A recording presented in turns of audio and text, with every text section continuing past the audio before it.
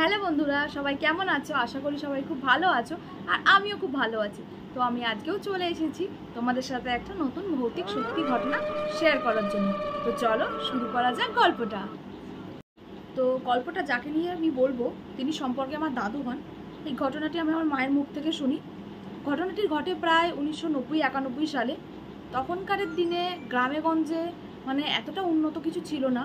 গ্রাম কেন, শহরের দিকেও এত লাইট, এত আলো কিছুই ছিল না। আর গ্রামে তখন মানে অন্ধকার ঝুপ করে নেমে আসতো, কখনো আসতো কেউ বুঝতেই পারতো না। গ্রামে এত লাইট, এত কারেন্ট কিছুই ছিল না। তো এটি একটি বিয়েবাড়ির রাতের ঘটনা দাদুর সঙ্গে ঘটে। দাদু যে অফিসে চাকরি করতেন সেই অফিসের সহকর্মীর মেয়ের বিয়েতে দাদুকে নিমন্ত্রণ করেন। তো দাদু যথারীতি যায় নিমন্ত্রণ রক্ষার্থে। তো খেয়ে দিয়ে বেরোতে বেরোতে প্রায় রাত 11টা বেজে যায়। তখন দাদুকে বলেন যে আজকের দিনটা থেকে থেকে যাও, কালকে যেও। তো দাদু বলে যে না, আমি চলে যেতে পারবো, বেশি দূর তো বাড়ি নয়, 2-3টে গ্রাম পেরোলেই বাড়ি। আর এটি একটি গ্রামের ঘটনা, আমি বিশেষ কারণে নামটা বলছি না গ্রামে। তো দাদু যথারীতি খেয়ে দিয়ে 11টার সময় বেরিয়েছে। আর তখন রাত 11টা মানে গ্রামের দিকে প্রায় মধ্যরাত, মানে অনেক রাত। তো দাদু কি করেছে, শর্টকাট নেওয়ার জন্য দাদু মনে করছে পায়ে হেঁটে গেলে রাস্তা দিয়ে অনেক টাইম লাগবে, প্রায় 1.5-2 ঘন্টা হয়তো লাগবে, কিন্তু আরও বেশি ছাড়া কম না। তখন দাদু মনে করেছে যে মাঠের যে আলগুলো হয়, মানে মাঠের মাঝখান দিয়ে সরু সরু রাস্তা আছে, সেই রাস্তা পেরিয়ে দাদু যাবে।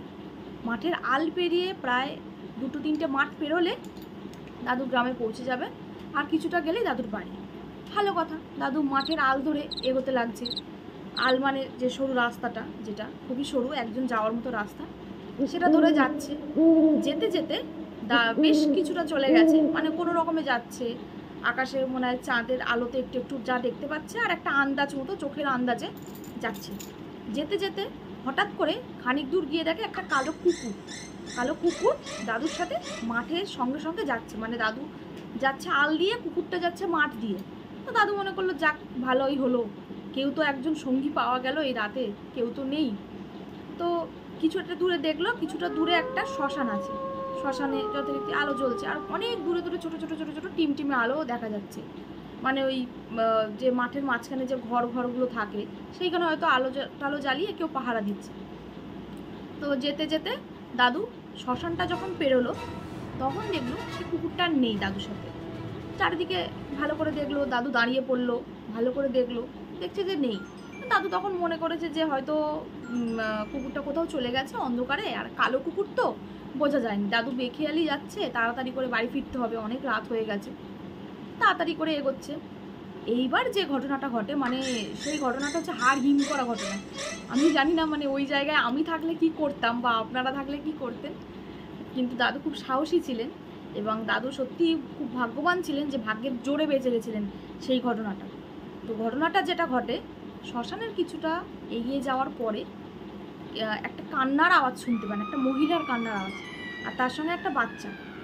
তো দাদু মনে করে যে হঠাৎ করে মাঠের মধ্যে এত রাতে মানে মহিলার আওয়াজ কোথা থেকে আসবে বা বাচ্চার আওয়াজ কোথা থেকে আসবে। তখন ভাবে যে কেউ কি কাউকে বার করে দিল বাড়ি থেকে, মানে গ্রামের বধূ যে আছেন বা গ্রামের বউ, যে তাকে কি কেউ মারধর করে বার করে দিয়েছে, নাকি কোনো অ্যাক্সিডেন্ট কিছু হয়েছে। দাদু তাড়াতাড়ি করে খুঁজতে লাগলো যে আওয়াজটা কোথা থেকে আসছে। কিছুটা দূরে দাদু মানে আবছা আবছা দেখতে পেল একটা মহিলা একটা বাচ্চা কোলে নিয়ে বসে কাঁদছে। হঠাৎ করে দেখে না দাদুর একটু মানে ভয় লেগে যায়, একটু চমকে ওঠে। তারপরে কিছুটা কাছে গিয়ে বলে যে তুমি কে, এখানে বসে কাঁদছো কেন, কি হয়েছে, তোমার নাম কি, তুমি কোন গ্রামে থাকো, আমাকে বলো, আমি বাড়ি দিয়ে আসছি তোমার। অনেক কিছু জিজ্ঞেস করে, কোনো উত্তর কিন্তু সেখান থেকে পায় না, মানে কোনো উত্তরই পায় না, শুধু কাঁদছে। বেশ খানিকক্ষণ চলে যাওয়ার পরে দাদুর একটু খটকা লাগে। দাদু কী করে তখন নিজের মনে এগোতে থাকে, মনে করে যে দরকার নেই, বলছে তো না, আর মানে পরিস্থিতিটা ঠিকঠাক লাগছে না, একটু বেগতিক লাগছে। দাদুর একটু মনে সন্দেহ হয় যে এটা আদেও মানুষ নাকি অন্য কিছু। তো দাদু এগোতে থাকে। এইবার ঘটে আসল ঘটনাটা। যে ঘটনাটা ঘটে সেটা মানে ভাবলেই গায়ে শিউরে উঠছে। দাদু যত এগোচ্ছে তত দেখতে পাচ্ছে ওই কিছুটা দূর দূর মহিলাটা বসে বসে কাঁদছে, সেই একই মহিলা একই বাচ্চাটাকে নিয়ে মানে একই স্টাইলে বসে বসে কাঁদছে। দাদুর তখন একটু ভয় লাগতে শুরু করে। দাদু মনে করে যে কি ব্যাপার, মহিলাটাকে তো আমি একটু আগেই দেখলাম, তাহলে এখানে কি করে এলো, এটা কি করে সম্ভব। এবং যে আরও যে ঘটনাটা ঘটে দাদুর সঙ্গে, দাদু যতই এগোচ্ছে মাঠ কিন্তু ফুরোয় না, রাস্তা কিন্তু ফুরোয় না। মানে এটা একটা সেই কি বলবো, মানে সেই চক্রব্যূহর মতো হতে থাকে, যে যতই এগোও না কেন চক্রব্যূহ থেকে তুমি বেরোতে পারবে না। ঠিক সেই জিনিসটাই কিন্তু দাদুর সঙ্গে হয়েছিল। দাদু যত এগোচ্ছে ততই দেখছে মাঠ পেরোতে দাদু পারছে না, আর ওই মহিলাটি দাদু পিছু ছাড়ছে না। তো যাই হোক, দাদুর খুব ভাগ্য ভালো ছিল, দাদুর কোনো ক্ষতি হয়নি। কিন্তু যে জিনিসটা হয়েছিল, বেশ খানিকক্ষণ ঘুরতে প্রায় ভোর তখন 4টের পরে, সেই 11টা থেকে 4টে অবধি দাদু শুধু মাঠের মধ্যেই চক্কর কেটেছে, মাঠের মধ্যেই শুধু হেঁটেছে। ওই মাঠ কিন্তু দাদু পেরোতে পারেনি, আর পেছনে ছিল সেই শ্মশানটা। তো ভোর 4টের পরে দাদু যখন প্রচণ্ড ক্লান্ত, মানে ঘেমে নিয়ে দাদুর শরীর আর তখন চলছে না, কিছু দূর এক পা দুপা করে এগিয়ে, মানে তখন আর চলতে পারেনি, শরীর ছেড়ে দিয়েছে। দাদু তখন অজ্ঞান হয়ে পড়ে যায় মাঠের মাঝখানে। দাদু তখন কিচ্ছু মনে নেই, তারপরে আর মানে পুরোপুরি সম্পূর্ণ জ্ঞান হারায়। তো এইভাবে কিছুক্ষণ থাকার পরে গ্রামের মানুষরা সাধারণত ভোরবেলাতেই ওঠে, যেহেতু তাদের কাজে যাওয়ার ব্যাপার থাকে। একটা পাশে একটা মিল ছিল, সেই মিলে কিছু শ্রমিক তখন কাজে যাচ্ছিল। তখন তারা মাঠের মধ্যে কিছু একটা সাদা মতো পড়ে থাকতে দেখে, একটা সন্দেহ হয় একটা মানুষের মতো পড়ে আছে, তারা কাছে আসে। সাদা মানে দাদুর ধুতি পাঞ্জাবি পরতেন, ধুতি পাঞ্জাবি পরেই গেছিলেন। তো কাছে এসে দেখে একজন উপুর হয়ে পড়ে আছে, মাথা ঘুরে, মানে অজ্ঞান হয়ে আর কি। তো ধরাধরি করে সবাই তোলে, ধরাধরি করে একজনের বাড়িতে নিয়ে গিয়ে বসিয়ে জল টল দেয়, দিয়ে জ্ঞান ফেরানোর চেষ্টা করে। কিছুক্ষণ পরে জ্ঞানও ফিরে আসে। তো জিজ্ঞেস করে যে কোথায় যাবেন, কি নাম। 2-4জন তার মধ্যে চিনতেও পারেন যে হ্যাঁ আপনি তো ওই অফিসে কাজ করেন, আমি দেখেছি আপনাকে অনেকবার, তো এখানে কি করে এলেন। দাদু কিছু বলতে পারে না, শুধু বলছে আমি বাড়ি যাব, আমার শরীরটা ভালো লাগছে না। তো যাই হোক, ওরাও আর কিছু জোরাজোরি করেনি। তাদের মধ্যে কিছুজন একটা গাড়িতে করে দাদুকে বাড়িতে দিয়ে আসে। তো বাড়িতে তো সারা রাত দাদু বাড়ি ফেরেনি, সারা রাত সবার একটা চিন্তা, উদ্বিগ্ন। ঠাম্মা তো মানে চোখের পাতা একই করতে পারেনি সারা রাত।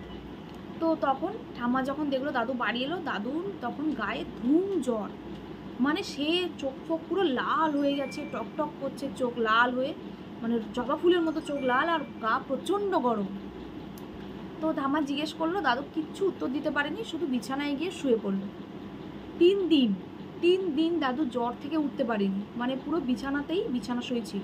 প্রচুর ডাক্তার দেখিয়েছে 3 দিনের মধ্যে, ওষুধ খেয়েছে, কিছুতেই কিছু হয়নি। মানে গ্রামে যত ডাক্তার ছিল সবাইকে একবার করে দেখে এনেছে বাড়িতে, কিছুতে কমছে না। তখন ঠাম্মার একটু সন্দেহ হয় যে হঠাৎ কি এমন জ্বর হলো যে কিছুতে কমছে না এত, আর সেরকম কোনো সিমটমও নেই, শুধু জ্বর,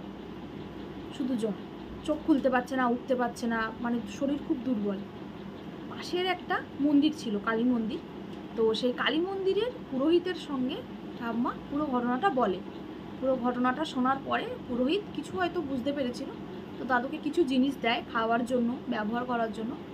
তো খাওয়ার পরে এবং ব্যবহার করার পরে দাদু কিছুটা সুস্থ হয়। আস্তে আস্তে সম্পূর্ণ সেরে ওঠার পরে ঠাম্মাকে পুরো ঘটনাটা বলে। এই ঘটনাটা আবার ঠাম্মা সেই পুরোহিতকে বলার পরে পুরোহিত একটা তাবিজ দেন এবং বলেন যে উনি যেন সেই জিনিসটা ওনার হাত থেকে না খোলেন।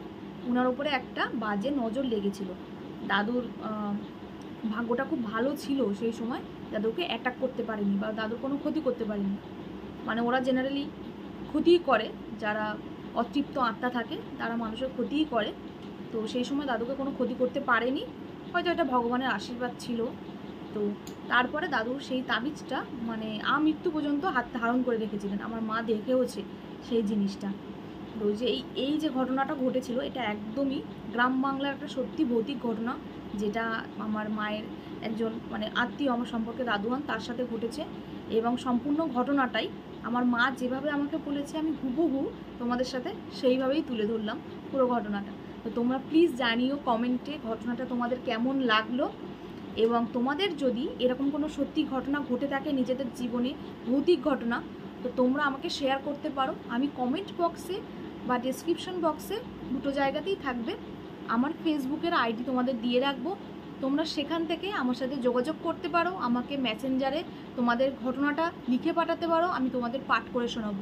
কেউ যদি মনে করো যে তোমরা তোমাদের নাম বা ঠিকানাটা মানে বলতে চাইছো না, প্রাইভেট রাখবে, সেটাও আমাকে বলতে পারো। আমি তোমাদের নাম বা ঠিকানা কিছু ডিসক্লোজ করব না, সেইভাবেই আমি ঘটনাটা সবার সামনে তুলে ধরব। তো তোমাদের যদি আমার এই চ্যানেলটা ভালো লেগে থাকে, আমার এই ভৌতিক ঘটনাটা ভালো লেগে থাকে, তাহলে তোমরা সবাই প্লিজ লাইক, কমেন্ট, শেয়ার করো। আর এই আমার ঘটনাটা যদি ভালো লেগে থাকে তাহলে একটা সাবস্ক্রাইব করে আমার চ্যানেলের পাশে থেকো, আমাকে ভালোবাসা দিও, আমাকে সাপোর্ট করো। Thank you.